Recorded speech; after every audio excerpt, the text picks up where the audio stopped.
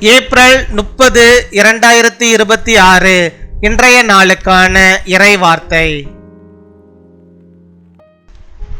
கர்த்தர் இந்த மாதத்தின் எல்லா நாட்களிலும் உங்களுடன் இருந்து உங்கள் வாழ்க்கையை ஆசீர்வதித்திருக்கிறார்.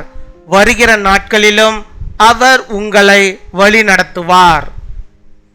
The Lord has been with you throughout this month and has blessed your life.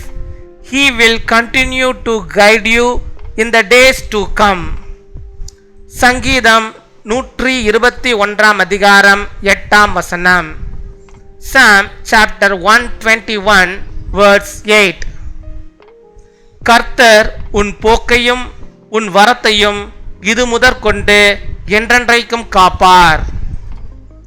என் அன்பு சகோதர சகோதரிகளே, இந்த மாதம் முழுவதும் கர்த்தர் உங்களை நடத்தி வந்தார். நீங்கள் சந்தித்த சவால்களிலும் சந்தோஷங்களிலும் அவர் உங்களுடன் இருந்தார். அவர் உங்களை ஒருபோதும் விட்டு விலகவில்லை.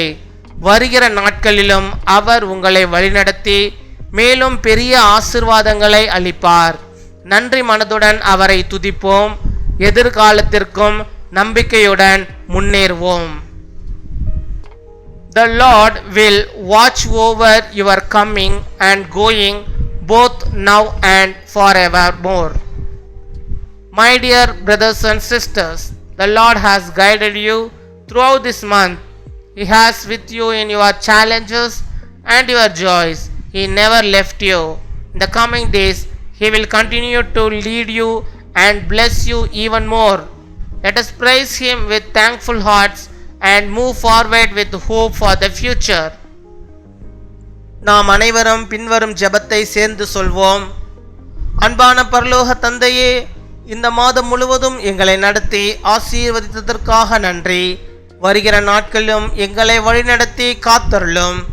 நாங்கள் எப்பொழுதும் உம்மில் நம்பிக்கை வைத்து நடக்க உதவி செய்யும். எங்கள் வாழ்க்கையை உமது சித்தத்தின்படி நடத்தும். இயேசுவின் நாமத்தில் ஜெபிக்கிறோம். ஆமீன்.